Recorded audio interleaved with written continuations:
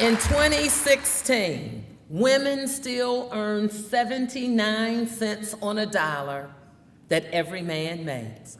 We must do more. On the Financial Services Committee, I was appointed to oversee the implementation of the Office of Minority and Women Inclusion, referred to as OMWI. I'm working on that to make a difference. This Congress, I'm actually co-anchoring the Congressional Black Caucus's addresses to the nation right from the House floor. And let me give you a little plug, it's aired on C-SPAN, so look for your Congresswoman. And it's called the Hour of Power on topics like diversity, voting rights, civil rights, school-to-prison pipeline, and the importance of confirming a 9th Supreme Court justice. Lori, other judges in the audience, we know how important that is. And I also had the honor to participate in the 50th anniversaries of the March on Washington and the Bloody Sunday marches in Selma, Alabama, where I marched with icon Congressman John Lewis. Otto and I stood on that bridge, and then we marched with Presidents Jimmy Carter, Bill Clinton, George W. Bush, and President Barack Obama. That's why I'm continuing that work, to make a difference. I'm also continuing the work I started 10 years ago, right here in Columbus, Ohio, when I was at the State House, working with CODA to recognize the unforgettable sacrifice of Rosa Parks. What did we do? We held community leaders forums the first week of December in honor of the day she refused to give up her seat so I could go to Congress. Ohio was the first state to observe this important date in history, and I am so proud to be able to continue this tradition for our children, our grandchildren, and those yet unborn, generations of them. In a few weeks, I look forward to speaking at the 150th anniversary of the Buffalo Soldiers and Colonel Charles Young at the National African American Museum in Wilberforce, Ohio, where I will share with them my resolution to reissue the Buffalo Soldiers postal stamp. Thank you. Now, on the video, you heard about my 4 Ps. They are my guiding principles of melding people, politics, partnership, and policy. I want to share an example of how the 4 came together to get the Export-Import Bank Charter reauthorized. I fought for the renewal of the Export-Import Bank, which cost nothing to the taxpayers because the bank collects the fees to cover its operating budget.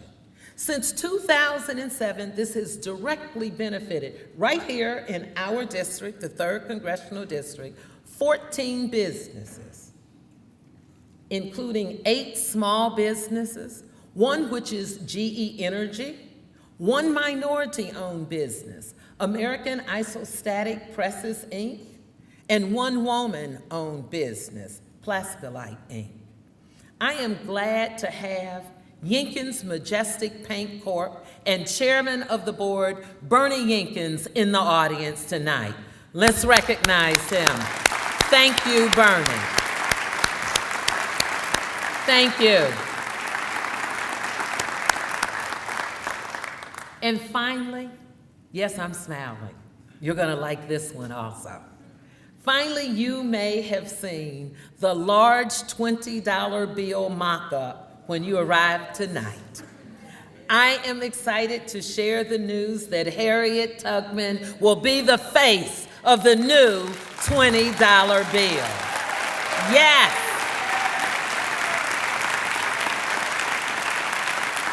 And let me just tell you, This is the first time in the history of modern currency that a woman will be on the face of paper money. I was so proud to lead this effort in Congress early on. In fact, I introduced the legislation last year instructing Treasury Secretary Jack Lew to add a woman on the front of the $20 bill. And my staff and I worked closely with the Treasury to do just that. And guess what? They listened. And here we are today celebrating the results. Finally, I am fighting in Congress to pass a budget, working to strengthen Medicare, Medicaid, and Social Security to protect the social safety net for generations to come. Thank you to our seniors for pushing me. It all starts with enacting a budget. Unfortunately, Congress missed the April 15th deadline date to give the American people a budget. I'm committed to go back to Washington to do just that, get us the budget that we deserve. Thank you. And that is why the work continues. To build on the past and to create future successes, we can't focus on our differences. We must listen and work with each other, and that is exactly what we do in the 3rd Congressional District. Ohio's 3rd Congressional District is the home to the 2nd largest Somali population in the country. Yes. And I am working hard to address the issue of remittances in the Somali community. I hosted a DC fly-in with business owners, including Burham Ahmed, who is in the audience tonight. Burham, where are you? Stand up and be recognized. Thank you.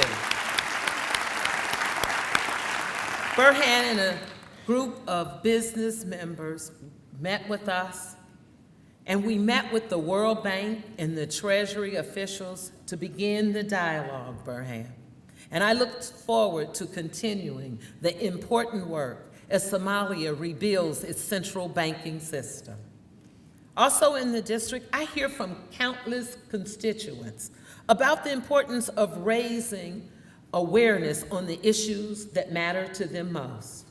In response, I have joined a number of caucuses, including the Women's Caucuses, the Financial and Economic Literacy Caucus, Direct Sales Caucus, the Tom Lantos Human Rights Commission, the Congressional Heart and Stroke Traumatic Brain Injury Task Force, and the Congressional Caucus on Diabetes, and that's just a few of them. Not to mention the National Institutes of Health Caucus, which I joined to help in the battle against cancer. I want to salute Linda and Ray Hetker for crisscrossing the state of Ohio, getting 192 cities to join in raising prostate cancer awareness. Ray is now cancer-free. And I am glad that Ray and Linda are both in the audience tonight. Ray and Linda, stand up, please. Thank you. Thank you for your work. Tonight's message was also inspired by words from the late Senator Ted Kennedy, who once said, "The work goes on, the cause endures, the hope still lives, and the dream shall never die." Like him, I share in the belief that we can and must do more to ensure everyone can fully realize the promises of America. So tonight, I am proud to honor 3 groups of constituents and organizations who continue to do more for the people of Ohio's 3rd Congressional District. This year's honorees for outstanding commitment to lifelong living are Roberta Bishop, Executive Director, Southside Learning and Development Center. Tanny Crane and Jane Brody Abel, founders of the Reed Avenue Center. And Greg Jefferson, CEO, Community for New Directions. Please direct your attention to the screen.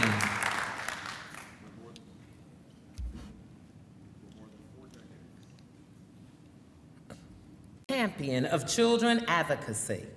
As Executive Director of the Southside Learning and Development Center, Roberta has been instrumental in expanding SSLDC's services to impact children ages 6 weeks to 6 years old.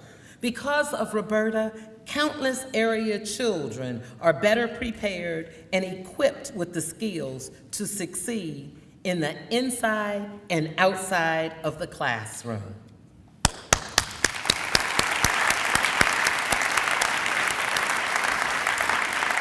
Tanny Crane and Jane Brody Abel are the vision and force behind the recently opened Reed Avenue Center.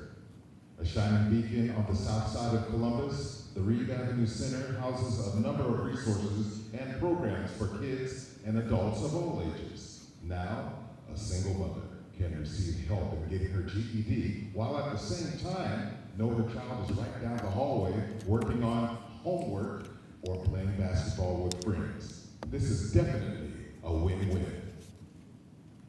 Greg Jefferson is the president and CEO of the Community for New Direction. Under Greg Jefferson's leadership, CND has expanded and improved its services to include in-school and after-school programs, tutoring, day camps, and an annual college tour. Greg Jefferson and CND are working tirelessly to make sure the children of Central Ohio not only know college is an option, but have the opportunity to earn a college degree. Please give a round of applause for these outstanding individuals. Unfortunately, Tanny Crane was unable to join us today, but I ask that Roberta Bishop, Jane Brody, and Greg Jefferson please accept these awards on behalf of the 3rd Congressional District. I cannot tell you how proud I am for all that you do. I've had the opportunity to work with you personally, to visit your center, to watch all the things that you do. And Greg, thank you for making the difference in the lives of others. Thank you.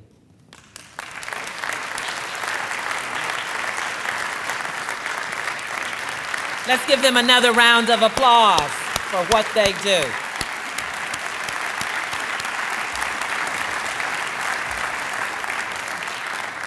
Our next category is Outstanding Lifetime Achievement.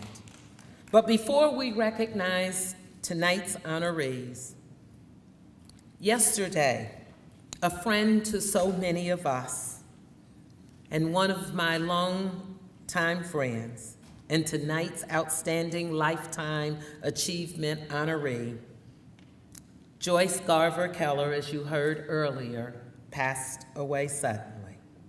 Please join me in a moment of silence in honor of Joyce's decades-long service to Central Ohio.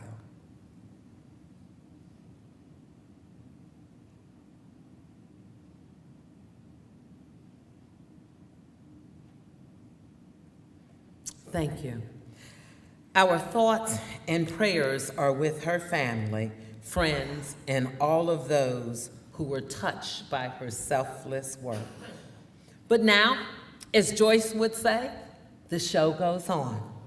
And what an honor it is for me to let us now recognize Bishop Jerome H. Ross, Senior Pastor of Tridestone Missionary Baptist Church, and Joyce, which we just talked about, Garver Keller, who was the former Executive Director of the Ohio Jewish Communities, We honor them for outstanding lifetime achievement. For more than a half century, Bishop Jerome Ross has provided spiritual guidance to the people of Tridestone Missionary Baptist Church.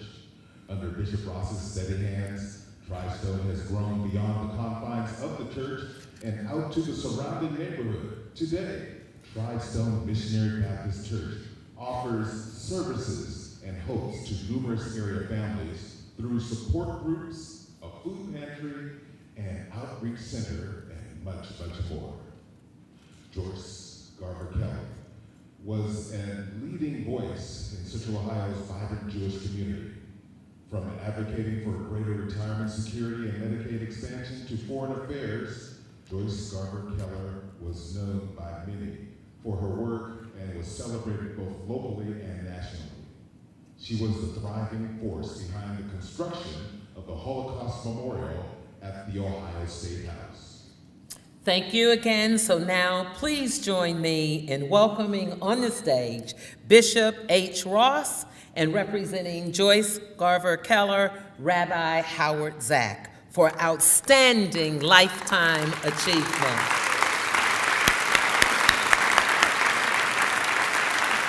Bishop Ross, there are not enough words for me to say personally thank you for all that you have done and will continue to do in and outside of Tridestone. Love you and Godspeed.